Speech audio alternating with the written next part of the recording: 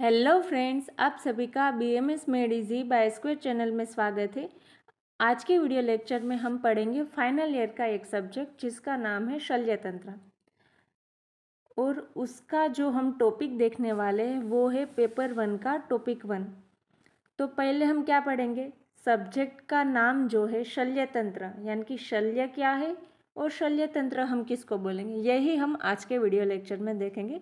बाकी के जो भी अगले टॉपिक्स है, जैसे कि शल्य चिकित्सक के गुण हैं और शल्य तंत्र का इम्पोर्टेंस क्या है, वो हम नेक्स्ट वीडियो लेक्चर में देखेंगे। ठीक है, तो पहले हम क्या देखेंगे, शल्य की डेफिनेशन और फिर शल्य तंत्र पढ़ेंगे। शल्य का हम 2-3 रेफरेंस से डेफिनेशन देखेंगे और फिर शल्य तंत्र देखेंगे। तो पहले हम पढ़ेंगे शल्य। सुश्रुत संहिता में सूत्र स्थान का 7वां अध्याय, उसमें शल्य की डेफिनेशन बताई गई है। तत्र मनः शरीर आबाध कराणी शल्यानि, यानी कि शल्य हम किसको बोलेंगे, ऐसा कोई सब्सटेंस जो कि मन और शरीर में क्या करेगा, आबाद उत्पन्न करेगा। आबाद माने पेन, यानी कि तत्र मनः शरीर आबाद कराणी शल्यानि, यानी कि जो कोई भी सब्सटेंस या फिर थिंग्स हम बोलें जो कि मन और शरीर दोनों में पेन उत्पन्न करेगा, पेन कोज करेगा, उसको हम क्या बोलेंगे, शल्य बोलेंगे। Substances which produce pain to the mind and body are known as शल्य। ऐसा कोई भी पदार्थ जो मन और शरीर में पेन उत्पन्न करेगा, पीड़ा उत्पन्न करेगा, उसको हम क्या बोलेंगे, शल्य बोलेंगे। फिर अगर हम संस्कृत के हिसाब से देखें तो शल और स्वल ऐसे कोई रूट से बना है। शल का मतलब है मूविंग क्विकली और स्वल का मतलब है कोजिंग पेन और मिजरी, यानी कि जो दुख उत्पन्न करेगा, पीड़ा उत्पन्न करेगा। ठीक है, ये हमने पहली जो कोटेशन देखी थी छोटी वाली, ये सुश्रुत आचार्य ने बताई गई है, पर डल्हन आचार्य ने इस पर एक टीका लिखी है सुश्रुत संहिता पर, जिसका नाम है निबंध संग्रह। तो उन्होंने उस शल्य किसको बोला है, अति प्रवृद्धम मलदोषजम वा शरीरिणाम स्थावर जंगमानां यत्किंचित आबाधकरम शरीरे तत्सर्वम एव प्रवदन्ति शल्यम। यहाँ पर प्रवदन्ति ही है, लेकिन संस्कृत इसमें कुछ इस तरह से आया है। ठीक है, तो ये आप नोट कर लेना। मैं फिर से एक बार कोटेशन बोल रही हूँ।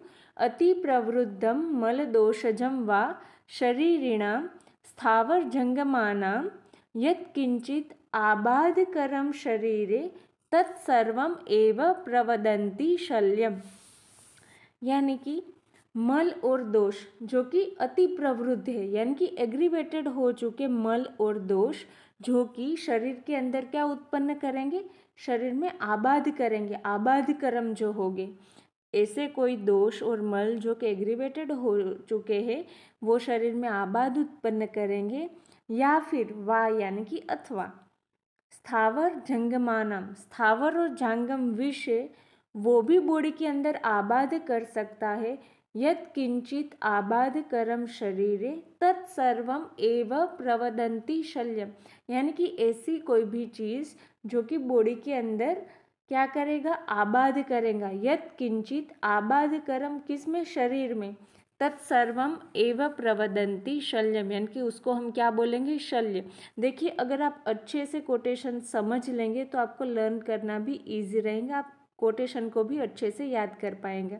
अति प्रवृद्धम मल दोषजम, एक उन्होंने क्या बता दिया कि मल और दोष है वो अगर बॉडी के अंदर अति प्रवृद्ध यानी कि एग्रीवेटेड हो गए और बॉडी में कोई भी आबाद कर यानी कि कोई भी पेन कोज करेंगे, या तो फिर शरीर के अंदर कोई भी स्थावर और जांगम विष है उसकी वजह से बॉडी के अंदर कोई भी पेन हो रहा है, तो उसको हम क्या बोलेंगे, शल्य बोलेंगे। ठीक है, फिर हम देखेंगे शल्य तंत्र।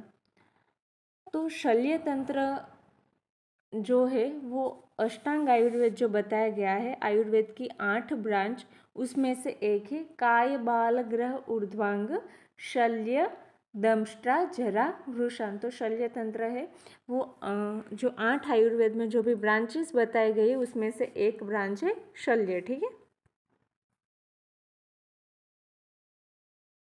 और फिर ये जो कोटेशन है इसमें शल्य और शल्य तंत्र दोनों ही आ जाते हैं। तत्र शल्यम नाम विविध तृण काष्ठ पाषाण पांशु लो लोष्ट अस्थि बाल नख पुयस्त्राव दुष्टव्रण अंतर्गर्भ शल्यो शल्य उद्धारणार्थम यंत्र शस्त्र क्षार अग्नि प्रणिधान व्रण विनिश्चयार्थम च। रेफरेंस है सुश्रुत संहिता सूत्र स्थान पहला अध्याय। तो इसमें क्या बताया गया है कि पहले शल्य हम किस किस को बोलेंगे वो बताया गया है, फिर शल्य तंत्र क्या है वो बताया गया है। तो इसमें पहले हम क्या देखेंगे, तत्र शल्य नाम। शल्य में क्या क्या आता है, तृण यानी कि ग्रास, काष्ठ यानी कि वुड, पाषाण यानी कि स्टोन, पांशु यानी कि क्या आएगा हमारा डस्ट पार्टिकल जो है वो, लोह यानी कि कोई भी मेटल, लोस्ट यानी कि मिट्टी आएंगी, अस्थि यानी कि बोन्स, बाल माने हेयर, नख माने नेल्स, पुई स्त्राव यानी कि पस फॉर्मेशन या फिर पस डिस्चार्ज, दुष्ट व्रण यानी कि जो भी बेड वुंड होगा वो, अंतर्गर्भ यानी कि कोई भी गर्भ है वो माता के गर्भ में पेट में ही अगर वो मर चुका है तो वो भी एक तरह का शल्य ही बोला जाएगा। इसलिए इसके संदर्भ में चरक संहिता सूत्र स्थान के 25वें अध्याय में अग्रीय गण में क्या बताया गया है वो आप लोग कमेंट करना, ठीक है, गर्भ के तौर पे वहाँ से आपको ये लिंक होगा, ठीक है, वो आपको कमेंट करके बताना है। शल्य उद्धारणार्थम यंत्र शस्त्र क्षार अग्नि प्रणिधान व्रण विनिश्चयार्थम च, यानी कि ये सब क्या है, शल्य है। इन सब का शल्य उद्धारणार्थ यानी कि बॉडी के अंदर से बाहर निकालने के लिए हम यंत्र शस्त्र क्षार अग्नि इन सब का प्रणिधान यानी कि प्रयोग करते हैं। व्रण है तो उसका हम निश्चय करते हैं कि व्रण आम व्रण है, पच्यमान है या फिर पक्व है। तो ये सब जो भी तंत्र के हम करते हैं उसको हम क्या बोलेंगे, शल्य तंत्र। ये जो भी ऊपर बताए गए ये सभी शल्य है। इन सभी शल्यों का उद्धरणार्थम यानी कि बॉडी के अंदर से बाहर निकालने के लिए हम यंत्र शस्त्र क्षार अग्नि का प्रयोग करते हैं और व्रण का भी हम विनिश्चय करते हैं। तो जो भी ब्रांच के अंदर हम ये सब पढ़ते हैं उसको हम क्या बोलेंगे, शल्य तंत्र। तो यहाँ पर ये सभी है, सभी का मतलब क्या है मैंने आगे आपको बता दिया। पांशु यानी कि डस्ट पार्टिकल्स होगा और लोस्ट माने सेंड होगा, ये आप देख लेना, ठीक है। ऑल आर नोन एज शल्य। शल्य उद्धरणार्थम यंत्र शस्त्र क्षार अग्नि प्रणिधान व्रण विनिश्चयार्थम च, branch in which shalya are extracted from the body with the help of shastra yantra क्षार और अग्नि। शस्त्र यानी कि शार्प इंस्ट्रूमेंट और यंत्र माने ब्लंट इंस्ट्रूमेंट, ठीक है। शस्त्र तो शार्प श यानी कि एस, इस तरह से आप याद कर लेना, शस्त्र यानी कि शार्प। हम वैसे भी जो भी पुरानी फिल्म जो भी बनी रहती है राजा के ऊपर तो उसमें शस्त्र तो वो में भी तलवार वगैरह ही रहती है, यानी कि जो धारदार शार्प है वो। यंत्र माने जो भी ब्लंट वेपन है वो। क्षार अग्नि और knowledge to decide the stage of व्रण यानी कि व्रण है वो आम अवस्था में है, पच्यमान है और पक्व है। इन सब का नॉलेज और जो भी शल्य बॉडी के अंदर है उसको दूर करने के लिए हम शस्त्र यंत्र और क्षार या फिर अग्नि की मदद से उस शल्य को हम निकाल देंगे। तो ये जो भी ब्रांच है उसको हम क्या बोलेंगे, शल्य तंत्र।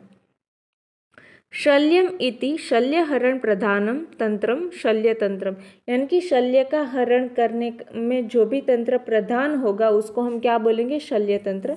तंत्र which deals with the extraction of शल्य from the body is known as शल्य तंत्र। ये भी डल्हन आचार्य ने बताया, ठीक है।